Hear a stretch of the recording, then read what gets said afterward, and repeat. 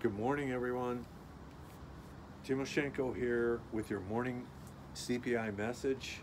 I would like to start with a quotation from Aristotle. Whatever we learn to do, we learn by actually doing it. Men become builders, for instance, by building, and harp players by playing the harp. In the same way, by doing just acts, we come to be just. By doing self-controlled acts, we come to be self-controlled. And by doing brave acts, we become brave.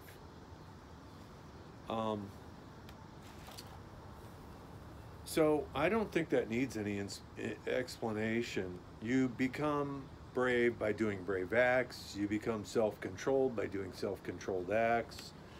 Learn by doing. You become that person by doing. I'd also like to read a quotation from Eugene Debs about Jesus. To me, Jesus Christ is as real, as palpitant, and persuasive as a historic character as John Brown, Abraham Lincoln, or Karl Marx. He has persisted in spite of 2,000 years of theological emasculation to destroy his revolutionary personality, and is today the greatest moral force in the world. The vain attempt persisted through 20 centuries of ruling class interpolation, interpretation, and falsification to make Jesus appear the divinely commissioned conservator of the peace and soother of the oppressed, instead of the master proletarian revolutionist and sower of the social whirlwind.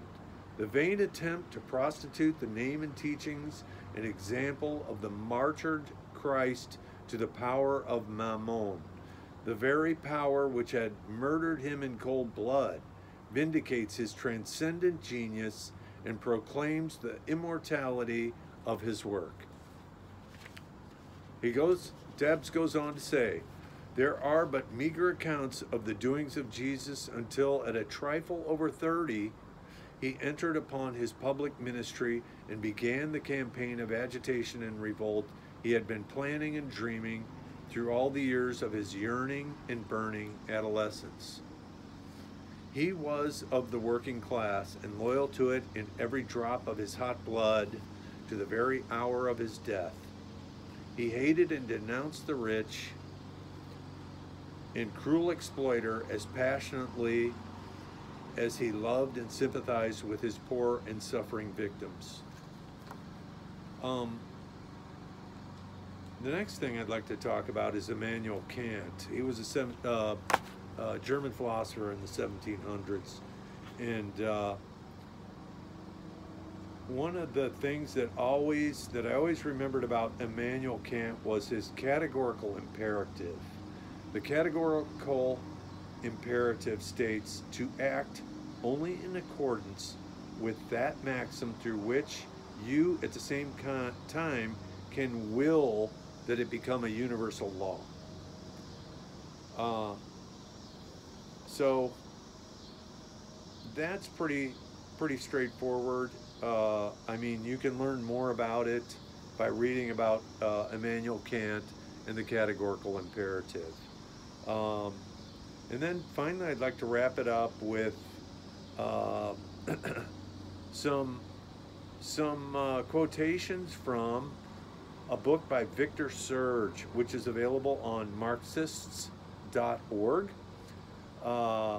Again, his name is Victor Serge. He was a partisan of the Russian Revolution and a member of the Communist Party from 1919 to 1925. And he wrote an expose on it was originally entitled What Every Revolutionary Should Know About Repression. And after the revolution, they went through the Bolsheviks went through the files of the secret police and uncovered a lot of people and a lot of their techniques that they had used and that had cost people their lives and destroyed lives. But his conclusion, after he talks about all the insidious things that the Russian secret police did, his conclusion is why the revolution was still invincible. The police had to see everything, know, understand, and have power over everything. The strength and perfection of their machinery appears all the more terrible because of the unsuspected resources they dragged up from the depth of the human soul.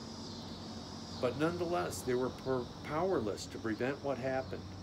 For a half century, they vainly defended the autocracy against the revolution, which grew stronger every year. It would in fact be wrong to let oneself be taken in by the apparently perfect mechanism of Tsarist security. It is true that at the top there were some intelligent men, technicians of high professional standing, but the whole machine rested on the work of a mass of ignorant social servants, civil servants. In the best prepared reports, some quite amusing discrepancies appear. Money oiled the wheels of this enormous machine, and gain is a strong but inadequate stimulus. Nothing great is achieved without disinterestedness. And the autocracy had no disinterested supporters. He goes on to say, I won't read you the whole chapter, but provocation is much more dangerous in terms of the distrust it sows among revolutionaries. As soon as a few traitors are unmasked, trust disappears from within the organizations. It is a terrible thing because confidence in the party is the cement of all revolutionary forces. Accusations are murmured about, then said out loud, and usually they cannot be checked out. This causes enormous damage, worse in some ways than that caused by provocation itself.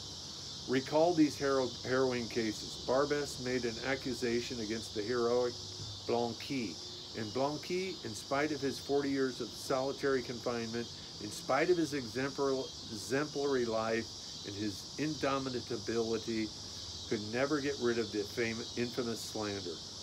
Bakunin was also accused. And what about the victims who were less well known, but not less harmed by the slander? There's a tradition of it. There's a tradition of it. Enemies of action, the cowards, the well-entrenched ones, the opportunists are happy to assemble their arsenal in the sewers. Suspicion and slander are their weapons for discrediting revolutionaries, and we have not seen the end of it. So there's much more to that. And again, this text, What Everyone Should Know About Repression, is available at Marxist.org. If you look under Marxist, look under Victor Serge, S-E-R-G-E. You can learn a lot from studying these revelations that were found when they uncovered the secrets of the Tsarist secret police. So I hope you have a wonderful day. Take care, and we'll talk soon.